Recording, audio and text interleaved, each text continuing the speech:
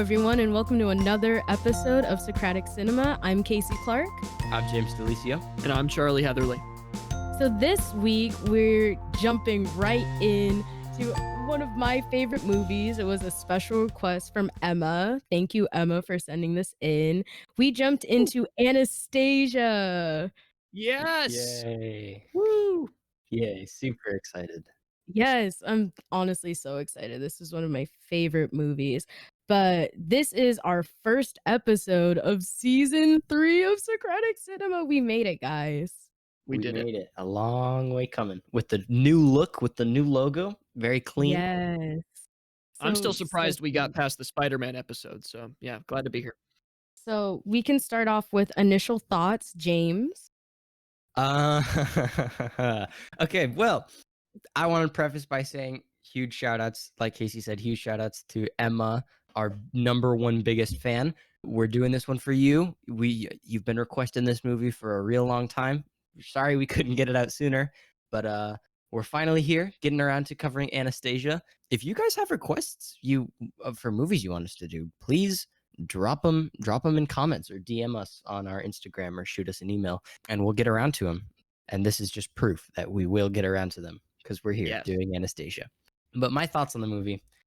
Okay. This is weird for me because I'm usually the one who just loves the movie and gushes about it for the entire podcast. I did not really like Anastasia.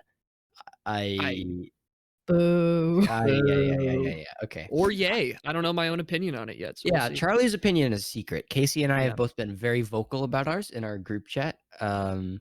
I just really did not enjoy the movie. I'm so sorry, Emma. I mean, it was okay. It was not bad by any means. I will say that it was not a bad movie at all. It was completely fine.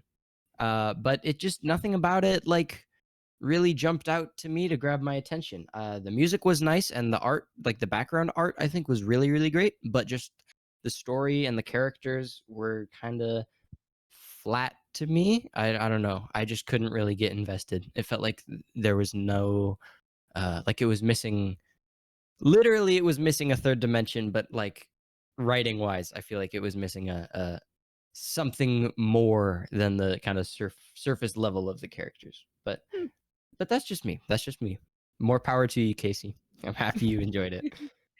Yes. As I said in the opening, this has been my favorite animated movie for like my entire childhood. I believe I watched it for the first time when I was maybe 5 or 6 and went down to Blockbuster, got that on disc, came home, watched it, and it was honestly like the darkest movie that I watched, but I was, a weird kid, so that was fine for me. It gave me a lot rewatching it. Still knew all the words to all of the songs.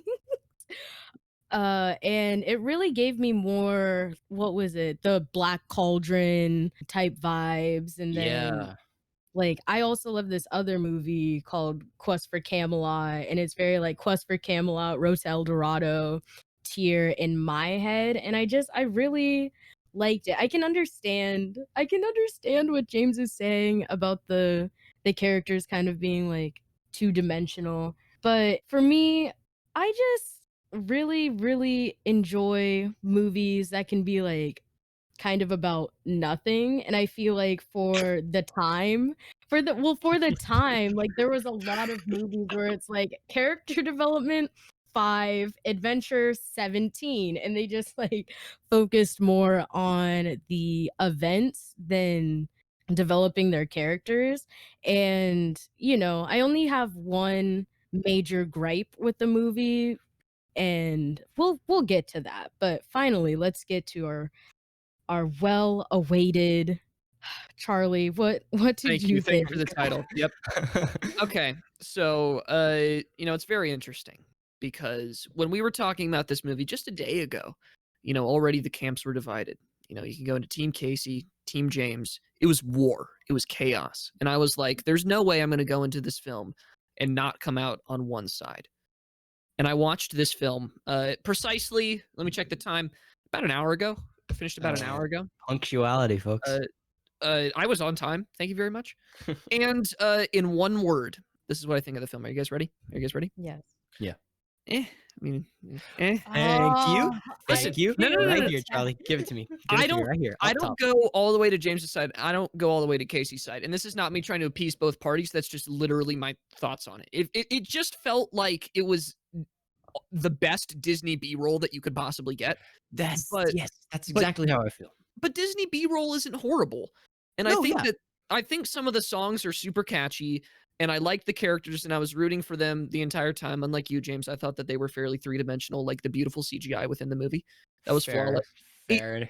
Except I did like the general plot outline of the enemy storyline better when it was in the movie Aladdin, where he sort of messes around for the first half of the movie, and then he comes back as a giant sorcerer wizard in the final act and does his weird magic thing. Yeah. It felt a little flat in some parts, and it felt above average in others. And I think at that point, it really just made me feel like, yeah, no, I just watched a movie for sure. Did I love it? No. Did I hate it? No. In the middle entirely. I also thought it was really weird when Dimitri was like, I hate when women have their own independent thoughts. That's just Yeah, Dimitri was I'm Literally, sorry, Dimitri was super weird. the real villain of the story is misogyny. Prove me wrong. exact. Honestly, and he was just so like it's so weird seeing how even just a movie that came out like what 20 years ago, so different. Because like you cannot say that sort of thing. Like that's something the bad guy says now, you know. Literally. All right, Yeah. I would like to open our discussion today, by saying one thing that I liked about the movie and thought was really really cool is, the setting. Like I would never ever have expected to see a children's movie take place in Soviet Russia. I have never. When I saw the Bolshevik Revolution happen on my screen in the first 10 minutes, I was floored and I was very Mhm. pleased. I just thought it was really cool, and I feel like uh movies and kids movies and stuff could learn something from Anastasia and pick more interesting settings and things like that, you know? Like it doesn't you can make a cool story without a cool kids movie without it being like fantasy, you know, talking animals and stuff. Like you can have Exactly. stuff grounded in reality. I'm waiting for the Robespierre adaptation, the next animated film, where it's just A reign of terror movie? yeah, Reign of Terror, but PG rated. Uh, Wow. you just hear the sound of a guillotine the entire movie, and Yeah. that's just it. That's just the entire film. But yeah, no, totally. I thought it was a super interesting setting. Little weird that the Bolshevik Revolution was explained by fairies, evil fairies opening the And palace gates. and that in this movie, the Bolshevik Revolution was caused not by class disparity and starving proletariat, but rather Yeah. by Rasputin putting a curse on the Russian people that made them very angry. I Guys, like yeah, exactly. Everyone's angry now, but we I still know, it's gossip, like and that's fun. he was like, I put it okay. Speaking of that opening song, or Casey, was there anything you wanted to add there? I almost just completely pulled a Dimitri. Sorry. I'm looking. I had something in my notes about the Rasputin Oh, curse because fancy. um I've been trying to mark like the historical accuracy and inaccuracies. Oh, Um, because very that's like the interesting. main like overarching problem with stories like this regarding Anastasia, because in reality, I know that we were all in AP Euro. Like we know that they got all of them. There was not a single Yeah, person Anastasia that did not made it survive. out No. alive. But yeah, it had something to do with along the lines that like before Rasputin was, killed multiple times, that he said to the Tsar, they're like, okay, if you kick me out, then within X amount of time, something terrible is going to happen to your family. And then, of course, Rasputin gets killed. And then how many days later, the Bolshevik Revolution happens. So it's Seriously? a long, yeah. I'm trying, Oh, yeah. dang. So Unexpected it's like, historical accuracy. Yeah. seeing, and I feel like that's why I was like looking at the trivia and like the facts of it, because they got a lot right, like apart from, Rasputin being this whole sorcerer thing. I mean, I guess he was kind of like a magic shaman type person, Yeah. but the whole Mhm. supernatural aspect of it obviously wasn't. correct and is very children's movie villain. And the big glaring aspect that Anastasia is super alive. dead. Is Yeah. super dead. Oh, Bro, I read the history behind that about how all of them died. It's insane. Oh yeah. Enlighten us. Enlighten Really? the viewers. Enlighten the viewers. I will explain this in a way that's not horribly grotesque and disturbing, but it is people getting killed. So basically what happened is the main components of the Romanov family, including the Tsar and his, his peeps, were basically carted around Russia to different hideouts until eventually they were taken down in the basement of a house, and all of them, including the baby in the Tsar's arms, were shot and killed. Whoa. Also, the Duchess of Russia, I believe, was her specific title. She and a couple other people were thrown into a 60-meter hole and then had a hand grenade chucked down there, and they survived. And the coolest thing is, during the entire time, they were singing hymns. They were singing church hymns. They were like saying "F you" to the communists who were trying to like murder them with hand grenades. And they were just singing "Kumbaya." It's pretty cool. That's metal. Like, is Dmitri based on a real character? Is Dmitri based on a real person? Does anyone know? I don't know. I love the story Anastasia, so I've definitely read some other supplementary and then some other like fictional things where the common thread is that there is a Dmitri type character in it and a Vlad type character in it. Like in one of the books that I read, he was actually a communist like soldier who was tasked with like killing Anastasia, but like killing the kids. And the only reason why Anastasia survived is because she was wearing like this bejeweled whatever corset thing that literally deflected bullets. I'm not kidding. What? Or like it was just so like when they shot her, it hit whatever a jewel instead of killing her, and then he like lets her get away. But I don't know if there was exactly a Dmitri figure because again, Anastasia's dead, so we wouldn't. Fair, actually fair. Let's move on. Charlie, you brought up the gossip song in Paris in the very beginning. I really enjoyed that, and you know what? It reminded me a lot of Petersburg. Yeah. Have you guys seen? Yeah, St. Petersburg. Have you heard? There's a rumor in St. Petersburg. I like that. I like that sequence a lot. Also, it reminded me so much of the At the End of the Day from Les Mis. I don't know if you guys have seen that. Can you sing a bit for me, like in a French voice too? I didn't do it. Have any of you guys? Okay, to the viewers out there who've seen Les Mis, it's a lot like At the End of the Day from Les Mis. Well, I've seen Les Mis. Like I'm out of the loop here. I've seen Les Mis. Just sing the song so I know which one it is. The one where they're like, it's just about sing it. I'll put an audio clip in. Oh it's my like god! All the workers in like the tapestry factory, and they're like, at the end of the day, it's another day colder. That see, one. Look at how easy that was. Look at that. That one. It reminded me a lot of that song. Yeah, like totally. Just gripey poor people, which is kind of most of, which is just most of Les Mis, by the way. I love how he's like the Bolshevik Revolution was caused by disparity, but these gripey poor people. Hey, I mean, they're both.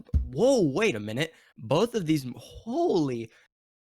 There's so many connections between Les Mis and Anastasia that I'm just now realizing. Okay, Jeez. Look at you.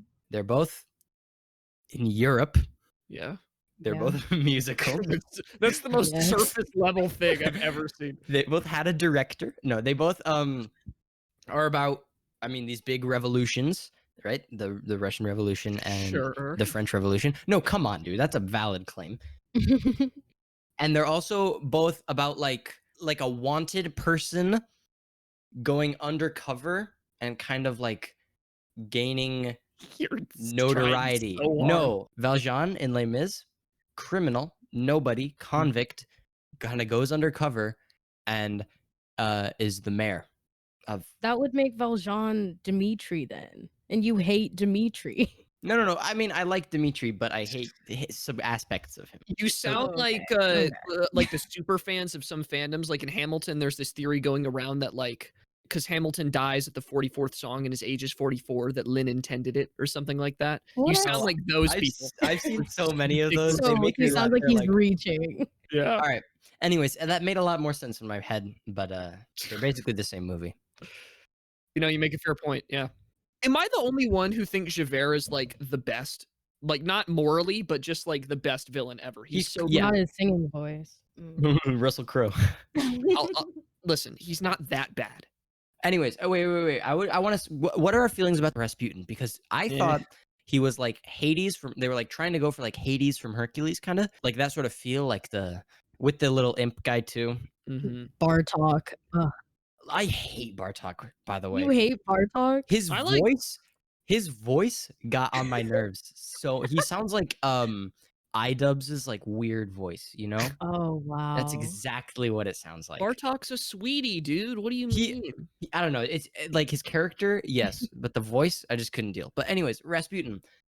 I thought he was really like flat, and nothing about him really made me like. He wasn't a likable villain at all. He was just kind of like, I'm evil, you know? Yeah, I see that. Yeah. Sorry, I'm dropping sunglasses because 'cause I'm too cool for school. But, yeah, it's just weird that he was like, "I hate all the Romanovs," and then you never really see why he hates all the Romanovs. It's like, Yeah, and he was like "Yeah, they betrayed absent him." for most of the movie. He was just not in it. I feel like we Yeah. didn't get nearly enough Rasputin time to learn to like, oh, he's such a lovable villain, like Well, that's why like I'm saying he's Hades. like a B tier Javert or Javert. No, the Jafar. All the J names. Jafar from Aladdin. B tier Yes. Jafar. Because he's in the movie. Jafar is just more likable and like he's just got more going on, but it's the same sort of arc where he's sort of in the Yeah. movie, and then you have the little, Aladdin's court and the princess break, and then he comes back at the end with a vengeance and a weird sorcery power. Like, Yeah, this whole movie feels a lot like a straight to DVD Disney movie, kind of. yeah, Mm. take that, Casey. Casey, what's your defense of Rasputin? Okay.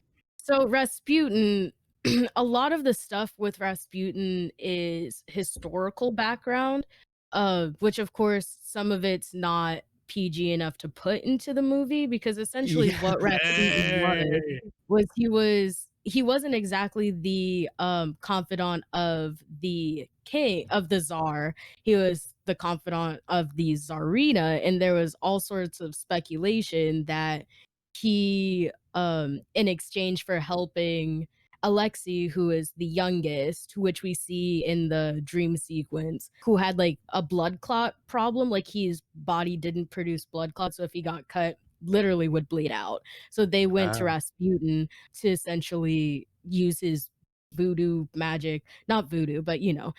magic to like help him not do that. But essentially it was, oh, the Tsarina and Rasputin are exchanging, little favors, but Rasputin was actually like crazy pedophile, like constantly trying to creep on the little like girl, like the sisters, the little Wait, girls. really? Anastasia. Yeah, and Anastasia, and that's essentially why he got kicked out along with the whole trying to usurp the king's power and keep extorting him for more money and doing all of that.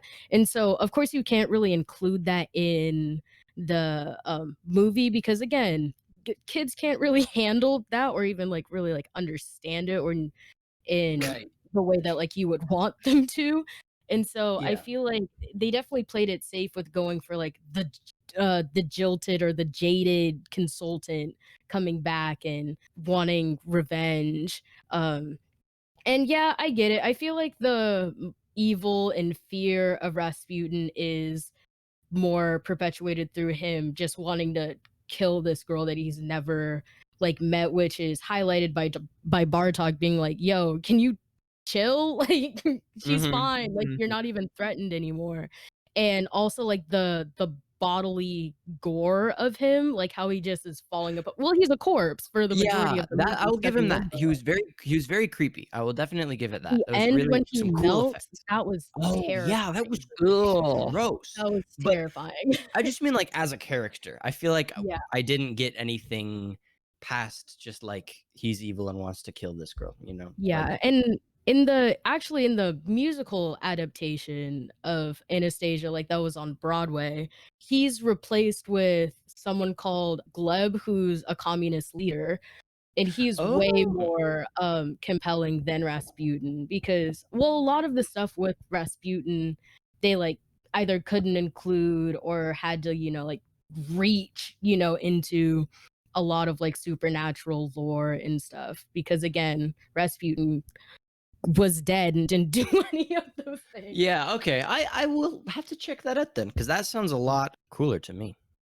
Yeah, the Gleb is way more compelling. He's like yeah, I've already said he's a communist leader, but essentially like Anastasia was working for him and then he obviously like recognizes her, but he also like doesn't want to kill her, but as soon as she's going off with Dimitri, then he has to like track her down and like do all this stuff Gotcha. and See, that's yeah, good. and he, like, falls well, Mhm. doesn't fall in love with her, but thinks that he's, has some sort of attraction to her. And yeah, it's Okay, really okay. much better. But yeah. Um, I'm gonna throw this out because this bothered me since the very beginning of the movie. So Anya, which is Anastasia, as we all know, Yeah. she knows she has no memories, but still in the first few songs, we see that she also like knows that she probably comes from like a cool past, you know? Like she thinks there's something great, like there's something waiting to discover. But then she like doubts that she's and like when Dimitri's like, well, you could be Anastasia. She's like, me? I could never. But it's like that's what you were just saying that you had. And further, this is just a more surface line problem I have with the movie. How on earth does she not remember who she is? She hit her head. She was clearly like 11, dude. That's a lot of Inside Out, she's got some core memories of being Anastasia for sure. That just bothered me. And Dimitri didn't remember either. He didn't hit his head. Yeah, Dimitri's just dumb. He's There's just no excuse for Yeah, did Dimitri. not recognize her. I forgot the But hit head thing, but there's no excuse for Dimitri yeah, not immediately knowing. that's very true. true. But I feel like Dimitri's seen some stuff too. He probably, trauma of surviving all of that and making Dude, I certain don't things. know. But I don't I buy it. know I'm reaching. I can Also, I don't buy what's it. with the fact that he's living in the abandoned palace? Why haven't like people just Literally. looked into that? Like, what the That hell? was kind of cool though. I kind of liked that. I Well, got that. sure, but like, I would want to live in an abandoned palace. That sounds dope. There's just still blood places, and he's just Yeah, living there. to be fair, the first thing when I thought of it, and this is true, is that I thought, wow, that's a lot of dusting that you need to do.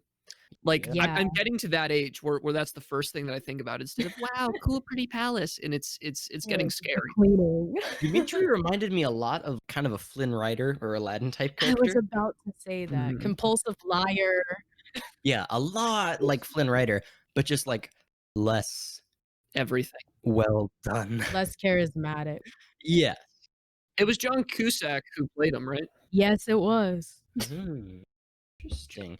Mumble. But there was a lot of I think Anastasia and Dimitri had some very nice past okay, once they start teaching her how to be a princess, I liked those two characters. But like with the whole from the beginning of the movie up until like through the whole train fight sequence thing, Mhm. I just was not feeling anything for either of them. Like I didn't Yeah. like him at all. But when they started like teaching her how to be a princess, that's when I kind of started to like their chemistry a little bit. Especially the scene where they're dancing on the boat, which is very nice. Yes. I enjoyed that scene a lot. It's very sweet. Slow burn, which is like super quintessential What's musical. it? Enemies to It's lovers. What is it? and enemies to lovers, literally. And I Mhm. feel like it's also, as I said, like in the beginning, that it's like the main problem with their relationship in the first 20 to 30 minutes is literal like misogyny. And Yeah. like because Mhm. Anastasia, who's been probably working like with her hands in an orphanage and always being like, okay, like I don't care if you're a woman, you're gonna sweep these floors. And like, and then going to Dimitri, who's basically had to like work like himself as a man and basically got brought up being like, okay, men do this, blah blah blah blah blah. Their relationship, I feel, was a little bit forced in the beginning. Like, Yeah. it was just like when the guy was saying, "Oh, I can tell that they're in love because they're badly fighting each other." I was like, "No, you can't. What are you talking about?" This is the Yeah, whole, it's like, boys will, like, punch yes, girls they like in elementary school thing. It's just stupid. which is toxic. Like, don't Yeah, that like was always yeah. been weird to me. It's like, Yeah, what? but again, like, think about, like, time period wise. Like, there was a whole bunch of normalized stalking, normalized, like, invasion of privacy, It and so I'm not also was surprised a that it's communist perpetuated. country. It also yeah, exactly. The invasion of privacy thing just, like, clicked there for me. I really like Vlad as a character. I feel like Vlad's the only Yeah, no complaints about Vlad at I all. really liked his very, sexually tense relationship with the other Romanov woman. Oh, Dude, that was yeah. I'm sorry, that was When she hard to twerked on watch. him, I was shocked, It was man. I was hard to watch. I mean, hey, Yeah. you get him, Vlad, like, You get Yeah, him, Vlad, yeah, more yeah. yes, power but to also you. I was so uncomfy seeing that in a children's movie. It was very uncomfy. You have to remind yourself, as we said, different time period. This is when Stacy's Mom was a popular song.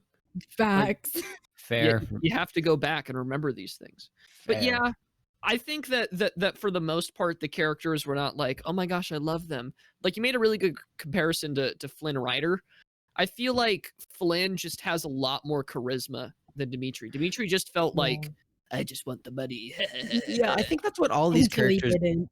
I Yeah. think that's what most of these characters are suffering from in this movie is just like a lack of charisma or likability to sort of give them that extra dimension, you know?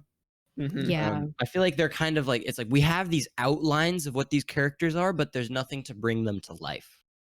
Um, yeah, like the because all of outlines them are dead. well, yeah, but like the outlines themselves of the characters are not bad. Like they're all solid tropes that are tried and true.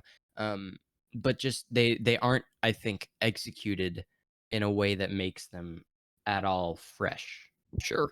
Yeah. Yeah, I mean, maybe for the time being, this was like a really like I don't know, I want to say groundbreaking. For the time that this movie came out, I'm sure it was like a really strong animated film, but just yeah, compared to how far we've come now with like Disney and Pixar, it just Hmm. doesn't hold up to yeah, me.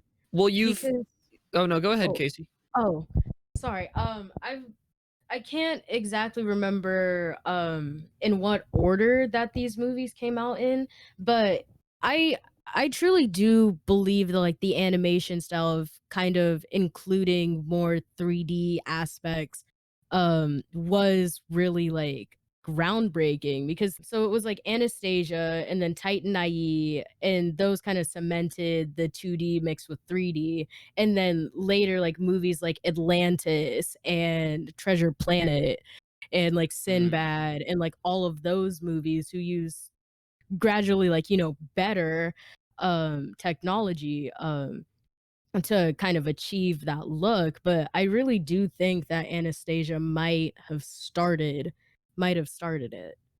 Yeah, and I can give it props for that. I think it was it's definitely bold to do CGI in a 2D animated movie back in the 90s, for sure. Some of it, comes off better than others. Like the CGI car in Paris was like, "Ooh." But I Hmm. think how they did use CGI really well is the camera movements. There was Yeah. a few scenes where they had like these super cool moving like twisty camera shots that I mean obviously it's computer effects. Um but it came out really good, I think. Speaking of Paris, I also really liked how all the backgrounds in the Paris like nightclub kind of like montage thing were all like pointillism. I just the background art in Mm, this movie is really really nice. I like it a lot. Very stylistic. It is very yeah. slick. And on your point of the CGI, Casey, it actually is super interesting. I just looked it up on IMDb. Anastasia came out in '97, and it seems things like Prince of Egypt actually came out just a year later. El Dorado came out 3 years later. Atlantis 4. So you're right. I mean, it was at the head of this sort of technological revolution in terms of animation. I would like to see when Toy Story came out, though. Oh, 99 I yeah. think. 99, so just 2 years later. Yeah. And then when did Beauty and the Beast make its debut? I don't know. Because that used really cool CGI, and I do like Beauty and the Beast. But yeah, I feel like the blend was seamless in some parts. Like when she's first walking through the castle, Oh, yeah. I thought Mhm. the 3D environment there was pretty good. If it even was 3D, it sort of seemed like a mix of a couple things. But in other things, like you said, James, the car was just, it was, ugh, Now, gross. I didn't like the gargoyle either. oh yeah. I just want to say though, like to me, at least in my opinion, having seen both of them, knowing that Prince of Egypt came out just a year after Anastasia, Prince of Egypt is a way better movie, in my Oh, opinion. definitely. Like it's miles above Anastasia. So which just kind of means, and it only came out a year later. So it's like, I feel like we can't blame that all on technology and the fact that Anastasia was it's also just better written and stuff. We should watch Prince of Egypt, guys. I would love to. We're That's gonna definitely teach top Charlie about tier the Book of stuff. Exodus. I know everything about the Book of Exodus. The Book of Exegol is my favorite one. Oh boy, we've talked Um, enough about that movie. I also, to point out some more things about like not the animation, that I was noticing a lot, like they kept very nice continuity in like the small details. Like I was thinking, like when she's in the forest and you can still see like the tracks, or they're like slowly disappearing, and when she's in the castle and you see like all of her like like the dust trail from her like scarf on the ground. And just like I love those little details, because I feel like, especially like sometimes in movies now, like we get a lot more like really good details where you can see like a reflection in someone's eyes. But some some movies do have like bad or worse continuity issues, which they get. Yeah. You get Starbucks cups on the set of Game of Thrones and stuff Oh, like that. stop it. Don't, come on, dude. That's inexcusable. Inexcusable. It is. It's absolutely. It's broken my immersion. I was so into the fantasy world with the dragon fire, and then No. I'm just saying. Like, dude, It's how pretty do you funny let- it happened twice in the same season. How do you let that happen twice? How It do you let is- that happen? It's shocking. How do you let that happen once on that big of a budget set? Yeah. Crazy. Emilia Clarke needs to get it together. Who's Come on. Emilia Clarke? She's Daenerys. Yeah. I've never watched an episode of Game of Thrones in my 'Cause life. you're- She's really coward. pretty. She 10 is out of really 10 pretty. Wait, is Daenerys. Daenerys the dragon one?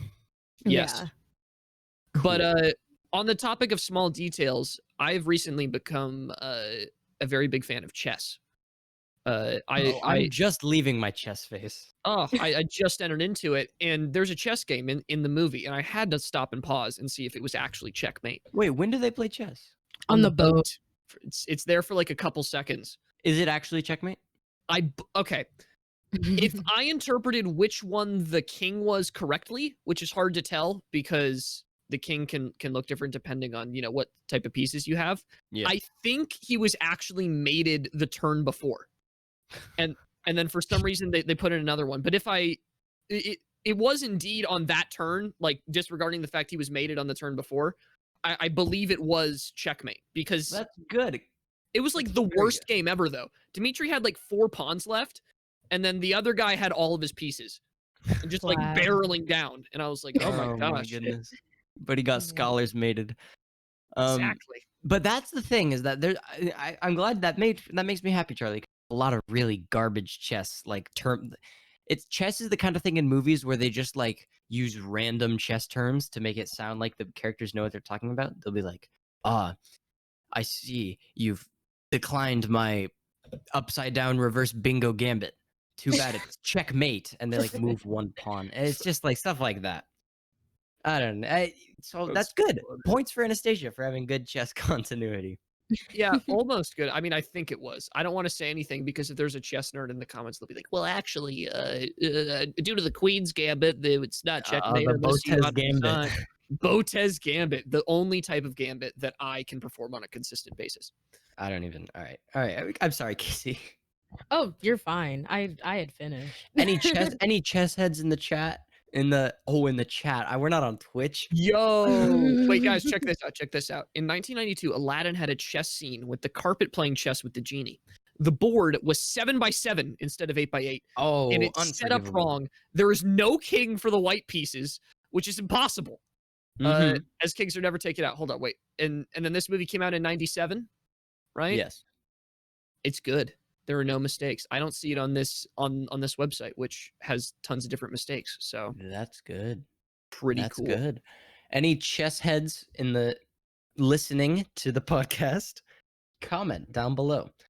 I'll play you in chess. I'll beat you. Yeah, add me on chess.com. I can't believe I said in the chat. We're not live. Should we start a Twitch channel, guys? Would you guys want to watch Charlie I want to game start a Twitch channel. on Twitch? Would you want to watch Charlie do some gaming? Okay, not necessarily gaming as the only thing, because I found my favorite pastime last night. It's my What? favorite thing. Hit me. I was watching the late Scooby-Doo Mystery Incorporated with my friend, and it's the 10 out of best show of 10. all time. It's so good. I think you'll get copyright struck for that on Twitch. I could play video games and not get copyright struck. You can watch YouTube too, but movie companies are super stingy. Listen, Then I'm how gonna does pretty watch much it. do what they do? then? They sell so here's what they do. Pretty much it on YouTube, they give you like chopped up movie with their commentary over it, which is fine under fair use. Right. And the full tracks they sell is just the audio. You just start it at the same time as the movie. Okay, we can do that. It's so Wow. scuffed, We could do by the that. way. That's so scuffed. But It's not that scuffed. Definitely, but it feels like a DVD add-on. Like start the track at the same time as your VHS tape starts running, you know? but that's literally like a special feature. Like you can watch Hamilton with like Yeah, Lynn. it absolutely feels like a DVD special feature. But they're funny, so it works. But listen, I would love to do it on that particular show. I have been singing the song Earth, Wind, Fire, and Air. If you have a problem, I don't care, for my entire life, and I never knew where it came from. And then rewatching that episode, I was like, oh my god, it's come full circle. Just like how we're gonna full circle back on Anastasia. I'm right glad you now. guys Right had fun now. with that. I just like sit back, collect my thoughts. Yeah, listen you know, to we give you a little break. Well, let's see Do I here. have Oh, anything music. Let's talk about music. I want to talk about like Yes. compared to like something like maybe Lion King or Aladdin, what quality do you think the music was? Not as good as mainline Disney, but not bad at all. Okay. Completely enjoyable. Yeah. I feel like James, I feel like the music is the only thing that you objectively enjoyed about the movie. I think you're right. The soundtrack is killer. Like literally like any Anastasia soundtrack musical, this movie is just it's really really good. And also James, I was looking for motifs, you know, and I caught a few. Oh, really? Really? Mhm. I And I didn't also catch any. noticed oh dang it, well when she's having the conversation with her grandma after the whole ballet fiasco, like Mhm. they always do like this really cool thing animation wise on a side note where they like highlight her eyes when she's Mhm. like talking to someone like about her past or future whatever, but Yeah. they played I believe it was just Journey to the Past, like, underneath, like, as she was about to, you know, have the conversation Oh, about that's the good. yeah, and then there was another one whenever she would talk like, when she would talk to Dimitri, For sure, um like a romance theme or yeah, something. romance theme or That's something. good. That's good. Yeah, motifs can. I'm glad you pointed out the thing with the eyes because motifs can absolutely be visual. Like they're not just music. You know, if it's music, technically it should be referred to as a leitmotif. Oh. Damn. Yeah, no, but motifs can be visual, and visual motifs a lot of the time are just as interesting as the musical ones. Probably more so because I mean, I don't know. I feel like it's a little more accessible. Maybe I don't know what I'm trying to. Yeah. Mhm. Yeah. What was your favorite song? Ooh, I liked the learning how to princess song. Same. Yeah. Yeah, Learn to Do It. I liked that one a lot. It was very nice. And the montage was cool. Yeah. Mm-hmm. Probably my Big- favorite part of the movie was that sequence. Yes. Did you know it was nominated for 2 Oscars? Anastasia was? And won 10 Golden Globes. What? Sis. Yeah. Does Yeah. where was the bar that year? 1977. The bar was on the floor. Oh my. But it's only for music though. So it was Oh, nominated okay. for music. best adapted screenplay. I don't know.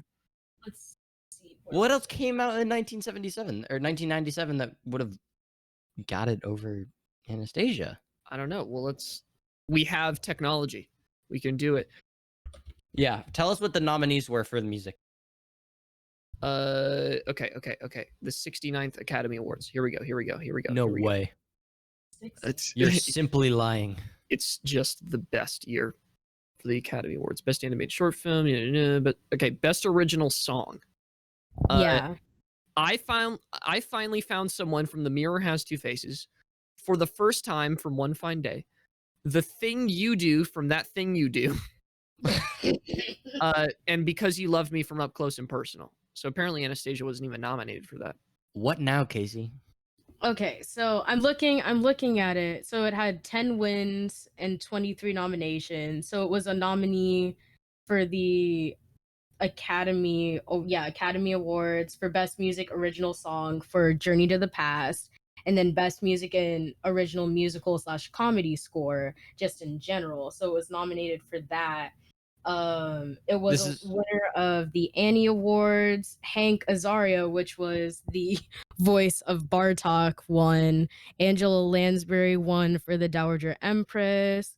Megan Ryan won for Anastasia, and then they won a whole bunch of other awards for writing, music, directing, producing, achievements for effects and animation. Okay, wait, don't tell me the voice actor for Bartok won an award, dude. He did. Oh. Outstanding individual achievement for voice acting by male performer in an animated feature. Hell yeah, dude. Good for him. Like, nothing against him. It just, I can't with that voice. Sorry, I gave you guys the wrong stuff. I looked up 1997. Apparently, you're supposed to look at the year after for how it goes. So now I will say the correct ones. For music or original comedy score, The Full Monty, Anastasia, As Good as It Gets, Men in Black, and My Best Friend's Wedding. Men in Black? Yo. Yeah. Might have to say that Men in Black got snuffed. Well, the one that won was The Full Monty.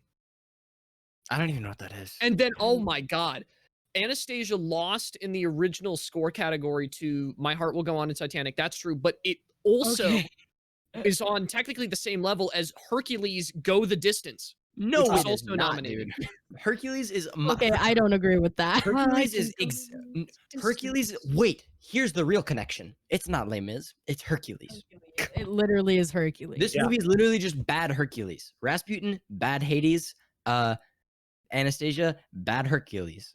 And Dimitri is kind of Meg, I guess, in this case. Yeah.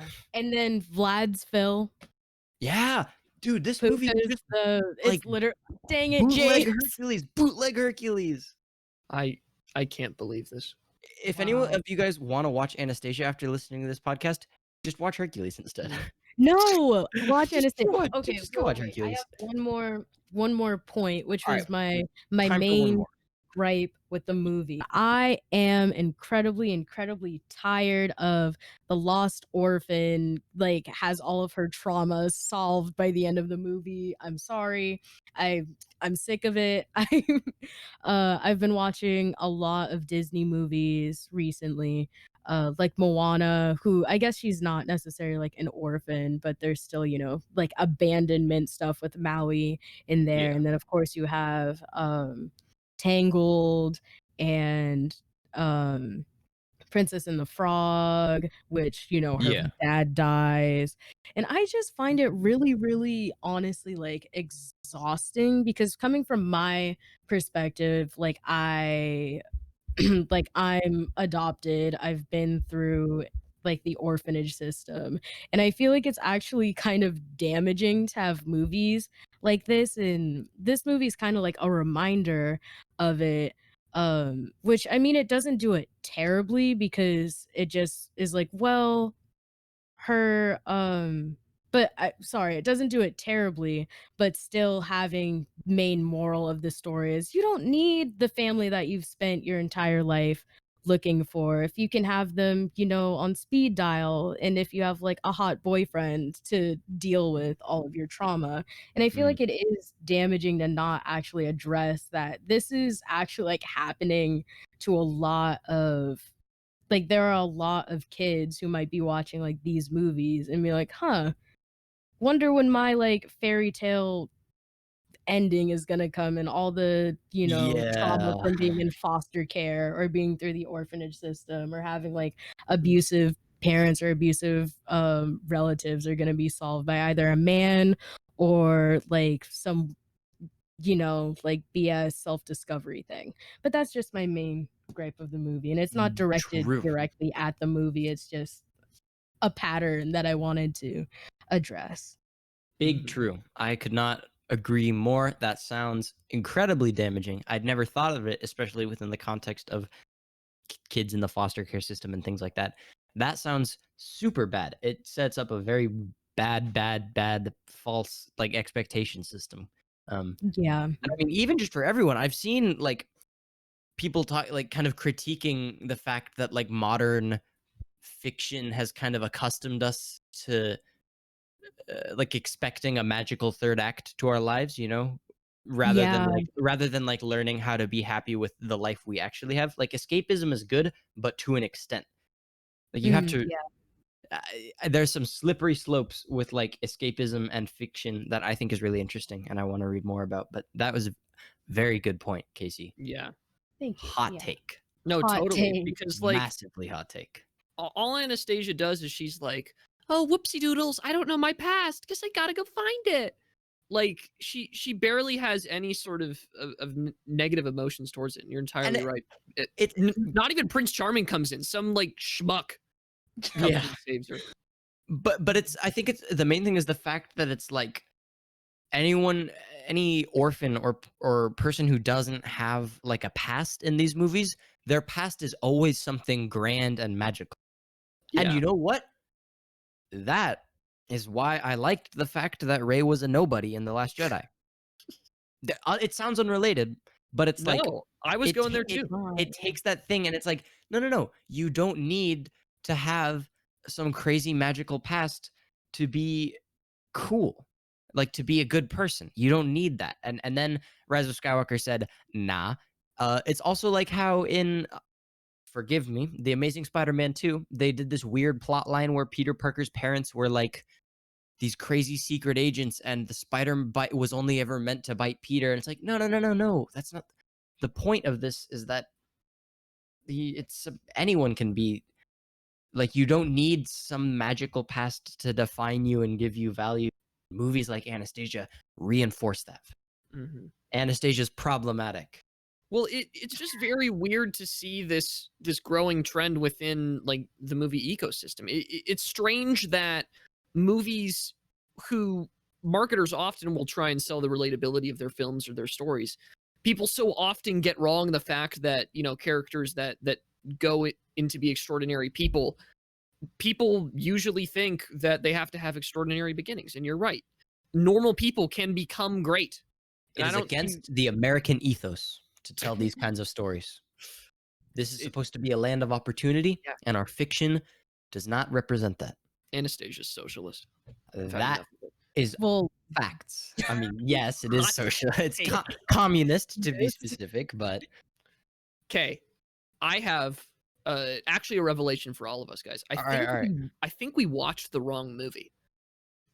Because you know I was just scrolling through IMDb and I was like, wow, you know Anastasia is really not that interesting. Maybe Emma meant another film. I think, and I found it. What she I'm meant was terrified. Anastasia Once Upon a Time, which is the 2020 fantasy adventure film based on the legend of Grand Duchess Anastasia Nikolavana of Russia. Are they making a new Anastasia movie? It stars Armando Gutierrez as Grigory Rasputin and Joe Coy as Vladimir Lenin. And the premise, which I think is a much better plot, is that Anastasia Romanova escapes through a portal when her family is threatened by Vladimir Lenin, and she finds herself in the year 1988 befriended by a young American girl. I What? think that's the story that should be told. It solves all of the problems that we were just talking about, and it looks to be phenomenal. Is it That animated or sounds live action? No, it's worse. live action. It's live No, action. I want to see this movie. You know what? I'm gonna watch it when it comes out. No, No, it's out. It's out. it was released through digital platforms on April 7th, 2020. Whoa. It says Whoa. 2019. The amount Oh, I'm reading the Wikipedia. So Joe Coy was Lennon? yeah, I just want to tell everyone the amount of diversity within this film is actually stunning. Yeah. Because you got oh wait, no, Joe Coy's a nickname. Lee Tyree is a South Korean actor who played Prince Lee. Who's Prince Lee? Is that I like don't know. I haven't watched the movie. And then you have like you got tons of I don't even know. It's a good movie. I think we watched the wrong one. You know, I'm willing to bet it was better than this one. Oh, got him. No, Oh, I can guarantee you Got that him. is All not the right. case. get Dude, wrecked. this episode has for sure had some ups and downs. This is a very intense Socratic episode. A lot of tensions running high, recordings almost breaking. Yeah. It's an adventure. You know, we're starting a new season. We had to start it off with a bang. But I think We had a journey to the past. that it Yeah. is time to draw it to a close, unfortunately. Dang. We are running out of time here, everybody. Thank you so much for listening to another episode of the one and only Socratic Cinema podcast. We're kicking off season 3 with this episode. We're hoping that you enjoyed this season premiere. This was a very fun episode for us. We had a lot of good times talking about it amongst ourselves, and recording has been a blast. Thanks so much for listening along. Tell us what you think about Anastasia in the comments or Instagram DM. Oh yeah, we don't really plug anymore. Check out our Instagram at Socratic_cinema, or shoot us an email at SocraticCinema@gmail.com. You can find us on all major platforms: YouTube, Spotify, Apple Podcasts, iHeartRadio, Anchor, and check out our other podcasts. We've got a pretty sizable backlog at this point, probably like close to 30 episodes. Wow, we should do a 50 episode special.